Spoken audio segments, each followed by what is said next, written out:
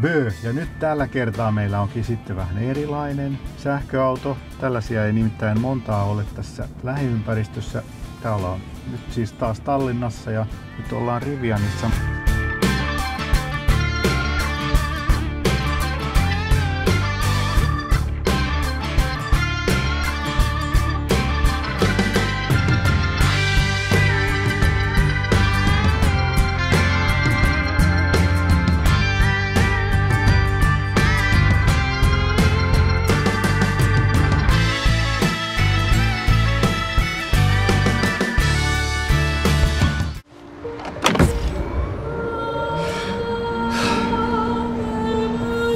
Scan-Officen vikkelät latauslaitteet. Lämmittää.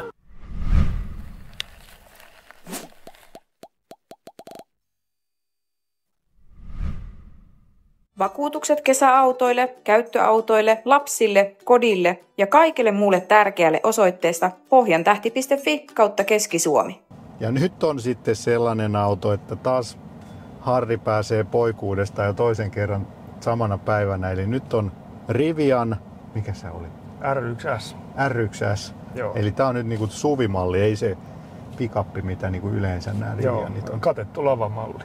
Ja tää on kyllä vaikuttava näky, joku tuossa pyörittiin vähän ympärillä, niin tää on sit ihan eri kokoluokan auto tietysti kuin toi. Kyllä. Oli toi Maserati. Kuinka usein sulla tulee satunnainen ohikulkija ihmettelee sun kuvaavaa autoa? Kuka niin teistä on Mr. Rivian? Kuka on Mr. Rivian? Tää on vähän. Se on nyt varovainen. Tää on niin Kääntyköhän tästä takapyörät? Ei varmaan. Ei varmaan käänny. Eikä. Mut kyllä tää hyvin kääntyy. Yllättävän hyvin. Mitä ihmettä? Miten tää kääntyy? Yllättävän hyvin. Katsopas nyt, että kääntyykö se takapyörä. Ei käänny. Ei käänny. No ei käänny. Tässä kääntyy vaan etupyörät sitten kunnolla. Kääntyy siis paljon. Hyvin kääntyy. Hyvin kääntyy. Ei, kyllä se näkee tosta ja hyvä peilikuvasta. Hyvä kamera. Mut tää tuntuu raskalta. Jos tuossa Maseratissa ei paino tuntunut, niin tässä se tuntuu kyllä. Tää varmaan heilahtaa 3000 kiloa. Niin, mut silti tää meni niinku 3 sekuntia 0. Niin. Tää on nyt siis nelimoottorinen. Kyllä. Huomaatko, miten heti alkoi päät kääntyä? Kun me mentiin Maseratilla, niin kukaan ei katsonut mitään. Kyllä, joo. Et mitä haluaa. Näin on. Haluatko olla vähän niinku... Niin, haluatko huomioon vai haluatko olla niinku näkymätön? Niin. Kun pojat melkein leuka putoo maahan. Tää on maskuliininen auto. Tiedätkö, että tää niinku tihkuu testosteroni. Ei mikään semmonen niinku hienostelija. Tää on pikkusen eri luokan peli nyt. Istutaan aika korkealla. niin. Tää on niinku toisessa kerroksessa. Kyllä, nimenomaan. Mitä tuo alla on, kun tää on näin hemmetin korkea? Se sanoi tosiaan, että jousitus on korkealla. Niin oli. Se oli muuten jossain se jousituksen säätö tossa. En tiedä, onko ihan yhtä hienostunut tää voimapolkimen säätö, kun oli tossa Maseratissa. Liis me tästä vasemmalle viimeksi, joo. Tää tuntuu silleen, että nyt ajetaan rivitalolla. Eikö? Nimenomaan. Tämmönen niinku kompakti 684 rivitalo-asunto. Kaikki äijät kattoo tuolla. Ei jää kyllä huomaamatta tää auto.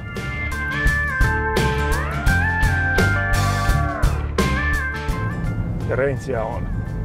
382 näyttää nyt. Tää on ihan akku täynnä. Tää on nyt vähän harmillista, että me ei osata käyttää tätä. Tuossa on navigaattori. Mutta mä tykkään nyt niinku tosi selkeä. Kahden näytön ratkaisu, niin mitäs mieltä oot? Ihan ok. Ja siis mä tykkään, että tää on tällainen tosi simppeli grafiikka ja selkeä. Ettei... Mutta olisiko vähän Teslamainen? On hyvin Teslamainen ja varsinkin nämä valikot täällä. Niin... Nimenomaan joo. Vaikka tää on iso auto, niin kyllä tässäkin hyvä näkyvyys on. Kyllä tuo konepelti nyt tulee vähän pidemmälle tonne, mutta ettei ihan tuohon eteen ei näe kunnolla. Mutta no, mehän istutaan 3 metrissä, niin kyllä tää pitää näkyä. Kyllä, että siis niin kuin pienkuorma-auto korkeus. Niin.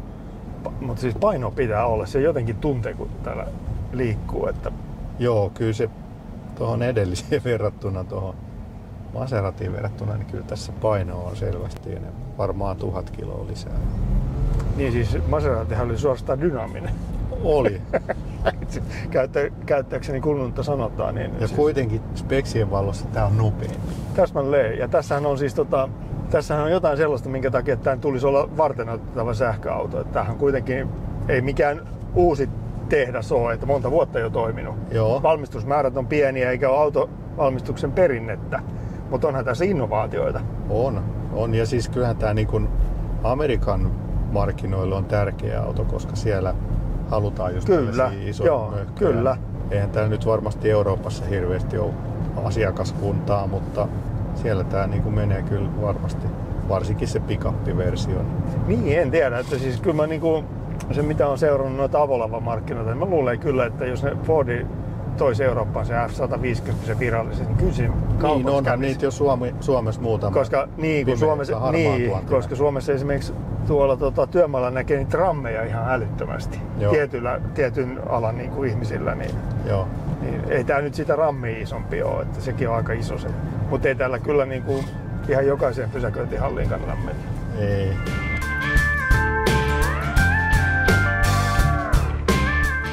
Huomasitko minkä kokoiset renkaat tässä? En. Varmaan jostain maatalouskaupasta saa näin isoja. 22. Tää ei ole ihan perinteiset nämä hallintalaitteetkaan, että tää ei niinku lukitu tää viiksivipu. Ollenkaan? Ei. Joo. Tai toi vilkkuvipu. Että se... Onneksi suunnan valitsija on kuitenkin tossa. No niinku, onneksi se on niinku sanotaan ihan oikeassa paikassa. Niin, nimenomaan näin. Että kyllä nuo nappivalinnat on vähän sellaisia. Tässä ei ole sellaista rauhattomuutta niin kuin tuossa ei ole. Maseratis, mutta tietysti massa tuo rauhallisuutta. No minkälainen on vauhtipolkimen vaste? No nyt se on ihan hyvä. Tuolla ehkä tuntuu vähän tuolla kaupungissa. Ei mahdu. Ei muuten mahdu. Pitää vähän tarkemmin miettiä, että missä kohtaa. 2 bussia vierekkäin, niin se on ahdasta. No huomaako siinä pelkään paikalla eron? Elääkö toi alusta jotenkin? Onko se jotenkin semmonen niinku menee noiden tien epätasaisuuksiin? Ei ole ehkä ihan niin hienostunut kuin oli tuossa edellisissä. Ei oo. Tää on vähän semmonen robustimpi, mutta tietysti tää on myös vähän enemmän työkalu. Että... Kyllä. Niinhän se sanoi jo, että... Mut ei tää nyt mitenkään älyttömän huonoa, mutta taas kun on painava auto, niin pitää kaikki olla kauhean iso. Niin joo, mutta silti tossa on niinku offroad. Niin. Valikko ei ole monessa autossa. Mä olin tuossa äsken vähän huolissani, että kun mä yleensä syön tähän aikaan lounaan, että mulle tulee varmaan hirveä nälkä, mutta se hävisi nyt kokonaan. Lähteeköhän Mersu riviin? Sekin on vähän yrittänyt laittaa jotain levikettä. Se on joku AMG. Pitäisköhän tässä olla joku ajomoodi päällä, joku semmonen Track Race. Sieltä kuuluu jotain murinaa, mutta ei mitään tapahtunut. Mercedes murahteli siinä. Eihän tuo ollut vielä kiihdytys. Ei ollut. Liikkeelle lähtö. Niin. Tässä on hyvä regenerointi. Tää taitaa muuten Pysähtyisikö loppuun asti? Katsotaan. Amerikkalainen auto. Kyllä. Nyt on mahiksi. Nyt on saumat. Hyvä sähköauto. Nyt on saumat. Mites tää BMW? Saadaanko me tästä nyt? Sanoisin äkkipäätä, että ei ole mitään jakoa. Ei mitään jakoa. Ei ollut riittävästi pakoputkia tuolla takana. Ei ollut. Tossa olisi McDonald's. Mä oon huomannut monessa autossa, että tulee tällainen tuoksu, kostea keli. Niin mä en tiedä, onko tuolla joku ilmansuodatti vai joku, joka kostuessaan niinku... Vähän tommonen kemikaali. Niin tulee, ehdottomasti joo. Ennen sitä sanottiin, että se on uuden auton tuoksu, mutta ei tää nyt kyllä. Toi on märän suodatti. Aivan märä.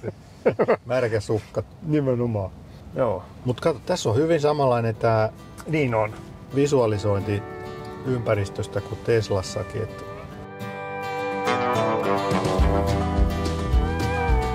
Performance-mittari. Eli meillä on nyt 79% akkuu ja me päästäisiin 370. Aika huikeasti. Eli 500 kilsaa. Niin. Mutta 150 kilowattituntia on akku, että... Niin aivan. Siitä kun laskee kulutusta, niin... Niin, mitä siitä sitten tulee?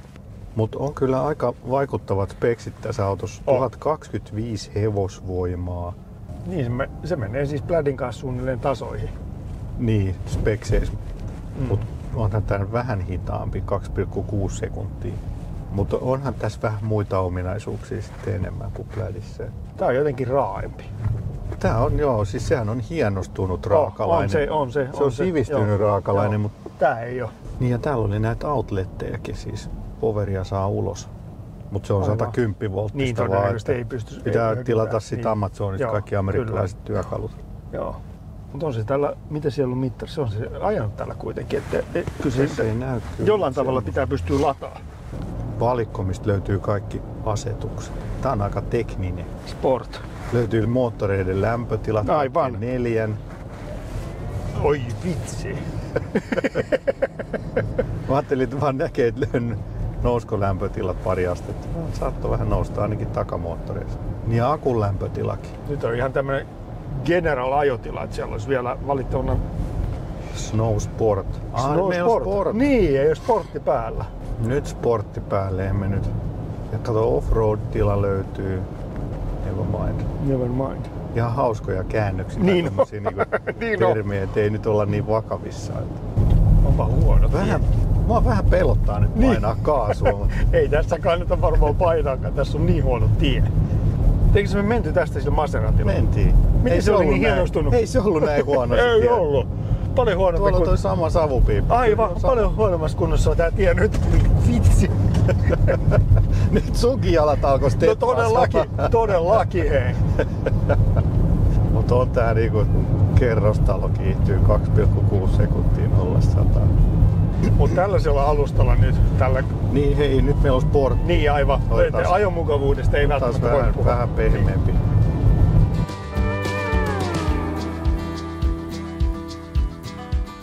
No ensimetrit. No, minkälainen vaikutelma? On tää vaikuttava, siis jo toi ulkonäkö ja koko, niin onhan tää nyt vaikuttava laite. Niin kuin huomaa heti muiden ihmisten katseista, kyllä kääntää päitä. Joo. Vaikka tää ei oo sit kuitenkaan niin kuin, en mä tiedä, onko se vaan tää koko. Eihän tässä nyt sillä mitään sellaisia featureita on. Ajovalot on poikkeuksellista. Ajovalot on, joo. Niin, aivan. Mun mielestä on vähän niinku sellainen kehonrakentaja puvussa, sellaisessa mittatilauspuvussa. Niin. Että sellainen kuitenkin tyylikäs, vaikka iso. Kato, etuveto vaan toimii tällaisissa tasakaasuajossa niin. Tai tällaisissa, aivan. Etumoottorit. Aivan, kyllä. Että käytetään vaan 2 moottoria. Siis 4 moottoria? 4 moottoria. Tossa näet joka moottorin lämpötila. No nyt kun olet kuitenkin ajanut paljon näillä sähköautoilla, niin mihin sä vertaisit tätä? Nyt on tää isompi kuin EQS. Ja tää on jotenkin paljon raaempi. Niin no, joo.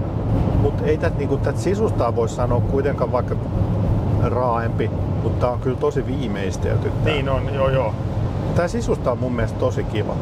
Että tää on niinku selvästi erilainen, tässä ei oo sellaista perinteistä, kuitenkin aika minimalistinen Tesla-tyyliin.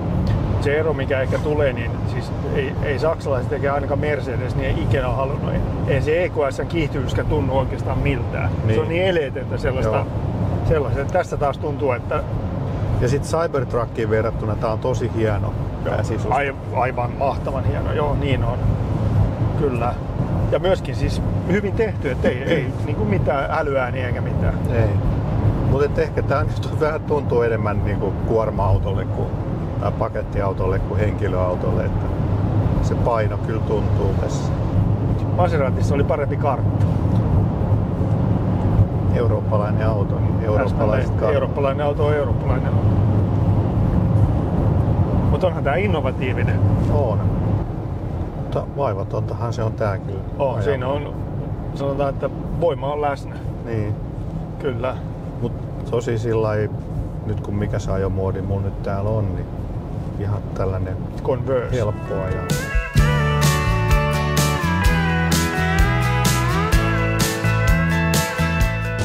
Joo, nyt ei sää ihan suosi tätä meidän kuvauspyhiinvaellusmatkaa, mutta... Näin on joo, mutta se on tekijä, jolle me ei mitään voida. Ja ehkä tän auton luonteelle sopiikin hyvin se, että aurinko ei aina paista. Meidän pitäisi kokeilla toi kiihdytys. Niin pitäis, mutta onko meillä tossa Mulla on tuolla se palikka, täytyy se ottaa. Ei, siinä on magneetti. Ja tossa on terästä toi. Harvassa autossa on niin peltiä tosi harvassa. Koettaa. Joo, niin on. Se on. Oho, sehän vähän niin veteli. Ja mitä sanot Maseratista, että sutasee? No, ei sutinut, mutta vähän niinku tarvittiin kuljettajaa heti. Kyllä. Se on niinku heti 120. Joo, niin on, se on niin vaivaton. Se on niin vaivaton tuo suorituskyvyn ulos saaminen, että... Niin. No niin, oot sä valmiina nyt 1025 hevosvoiman syleilyyn? Mä oon valmis. Tästä piti painaa yhtä aikaa. Tää on liian vaikeeta tälleen omaksua hetkessä. No, nyt me kokeillaan tälleen vaan.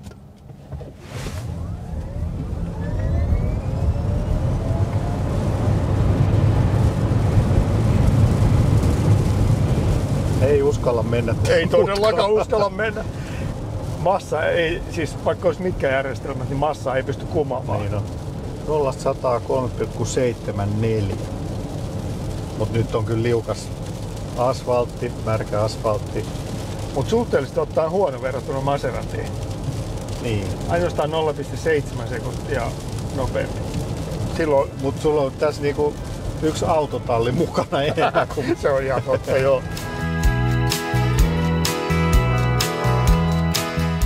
Rivian koeajo alkaa tässä olla loppusuoralla ja mun mielestä tää oli aika sykähdyttävä. Kyllä, täytyy sanoa, että haikein mieliin palautetaan auto. Että tässä on niinku semmoista pioneerihenkeä sähköautoilussa, jota harvoin tulee esiin. Joo, ja siis mä oon yllättynyt, kun mä oon jotenkin ajatellut, että tää on vähän semmonen amerikkalainen rouhea tuote, mutta tää on kuitenkin, onhan tää alusta aika rouhea ja tämmönen hyötyajoneuvomainen, mutta on tää sisusta tosi tyylikäs ja hienostunut. Niin ja tää on niinku kyllä selvästi tyylikkäämpi kuin Tesla. Kyllä, ja on viikset. Ja kuitenkin on sitten sellaista samanlaista designia käyttöliittymissä ja minimalismia. Joo, niin on. Mut kuitenkin on kuljettajille oma mittaristo ja tosi kivat nämä kaikki sisusta jutut täällä. Ja ero kaikista muista. No ero kaikista muista, joo. Ja silloin kun mä näitä Amerikassa, niin mä en päässyt kyytiin näin vaan ulkoa. Ja mä katsoin, että no ei toi nyt kovin paljon isompi kuin suomalaisetkaan jotkut. Mut onhan tää nyt iso. Tää on iso ja etenkin korkea. Joo. Mut tosi ketterä. Ollakseen kuitenkin vaan kaksi. Tai et etupyörät vaan kääntyy, että takapäin ei ole mitään ohjausta. Silti kääntyy tosi hyvin. Et ei täällä niinku mitään ongelmaa olisi. Ei minkäänlaista. Ei minkäänlaista. Ja ääriviivat on helppo hallita. Joo. Ja se ketteryys tulee just siitä, että etupyörät kääntyy kerrankin tarpeeksi. Sitten kun vielä selittää sen, että paljonko tää kuluttaa, niin sittenhän tää alkaa olla paketissa tää homma. Ja, mutta se kulutus on kyllä varmaan aika jäätävä, jos tää pääsee 500 kilsaa ja 150 kilowattituntia, niin. Se on 30. Lyhyen matematiikan mukaan, joo. No ei se nyt ihan jäätävä, se on Kia EV9 niin. Mutta sitten taas tää teho, niin sitähän löytyy, mutta tosi hienosti. Tällaisessa normaaliajossa niin ei, kyllä mä tän voisin vaimolle antaa. Ei mitään ongelmaa.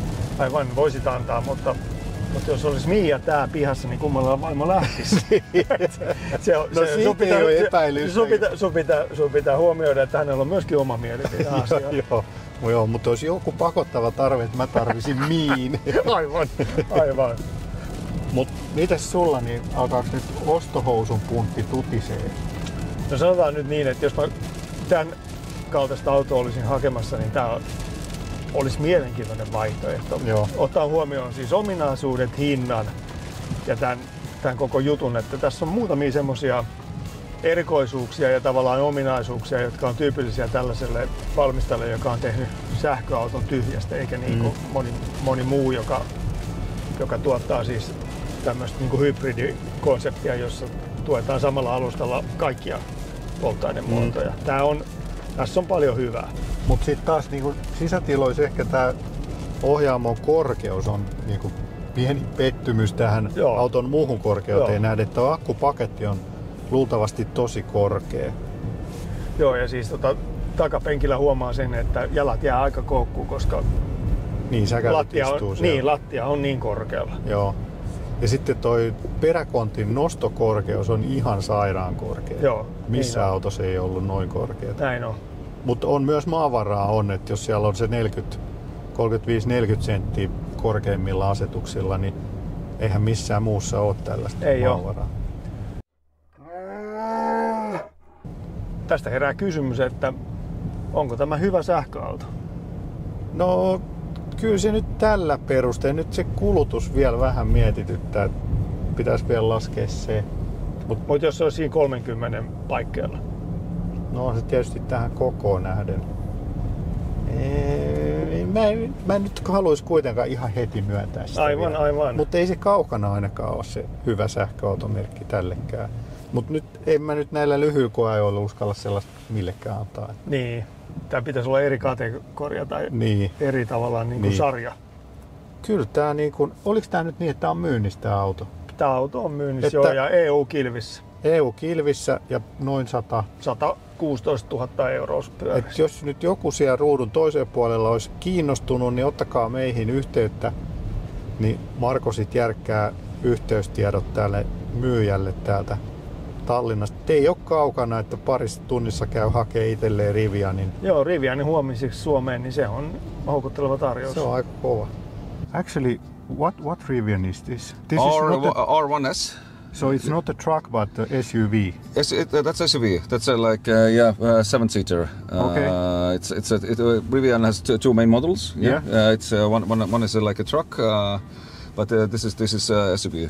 Yeah. And how long have you had it? I've had it. I think from March or something. Okay. But actually, I was one of the first to order it from online. And when it came out, it seemed like a car to have. Yeah. Because I was driving at that time the Mercedes GLS. Yeah. And I wanted, and it was like 3 years or more back, and I saw that all the world is going to be electric. You know, at that time, and now all those bubbles have bursted. But so is this your first EV? That's my first EV. Yeah. But now I have two because it took so long to arrive. Yeah. And then I thought maybe I'm not going to get it to maybe the Rivian is not able to make those cars at all. Yeah. Or we're going to make too few or so. So I ordered also the Mercedes EQS SUV. Yeah. So I have both now, and I can compare those two. So it's kind of like the first one I ordered, but actually I started to drive the Mercedes EQS before that. Because I'm so excited about this car, I forgot to ask, who are you? So my name is Kaupo. and I'm a television producer. Okay. Yeah. Okay, so this is familiar with. Yeah, I feel it. I can see that you are familiar with the camera, so it's no problem. It's a great car, but how would you compare EQS and this one? For the Mercedes EQS, I was disappointed because of the size. Yeah. Because I also ordered that one when it was 24 hours only out and on the web to order, and I ordered it, and I thought it's gonna be like electric GLS. Okay, and but size-wise, it's a smaller car. Yeah. It's not the same size. The third row is a joke there. Okay. Here the third row is like in GLS, like a normal. Yeah. You can sit like normal. So proper SUV. Yeah. Proper 7-seater SUV. And what is the tech specs for this one? Is it a four motor? Yes, that's a quad motor, and it's the Adventure package, which is the most powerful version of that. But yeah, I'm not really technical guy. Okay, for the cars. No problem. I can find that. I only know this one, and it was really a shock when I first kilometer I drove it. It's really powerful. It goes in 3 seconds. It goes to 100. Yeah. And it really does. And and it's a big car. It's a proper SUV. Yeah. But what is your experience so far? It's your first EV or after? There are some things that I don't like. But I know that it's more like software based. How to say? Compared it to the Mercedes, it's a little bit noisier. It's EQS is definitely like the S-Class. You know, it's very quiet, very luxurious.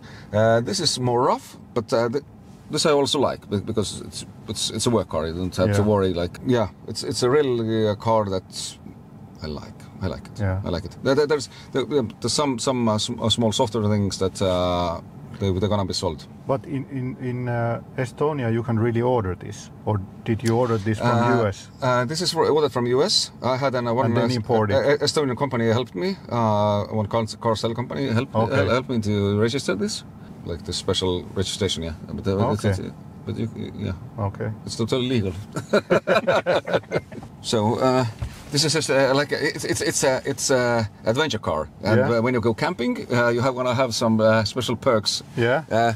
You have It's a bass speaker, but you have like a battery speaker, a really good one with a really good bass sensor. Okay, and that's integrated. Yeah, that's integrated. That's a Rivian speaker. Yeah, actually, I ordered it with a tent. It's the only car in the world that roof tent. Or? Yeah.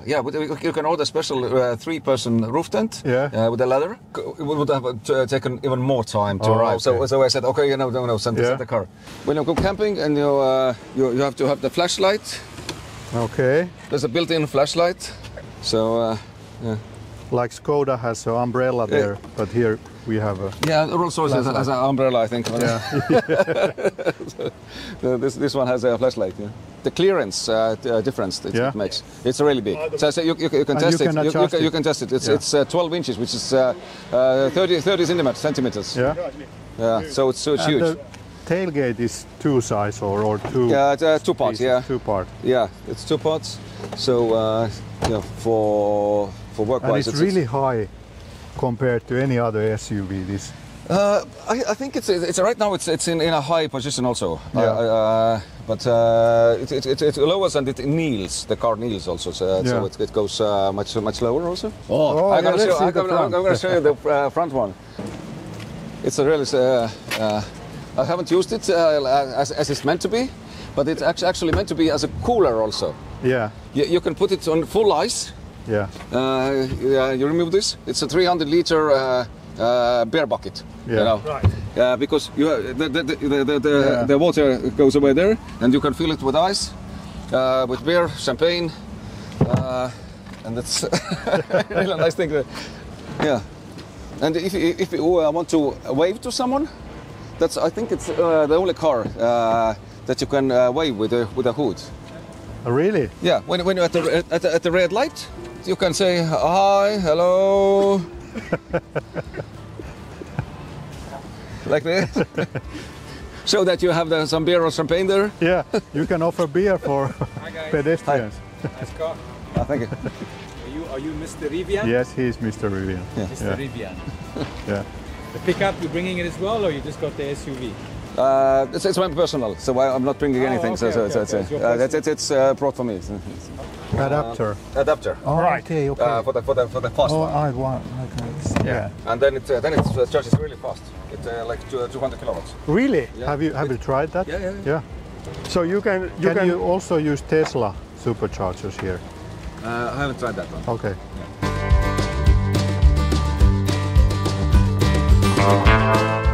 Mutta meidän koeajo alkaa päättyä tähän. Oli kyllä aikamoinen reissu.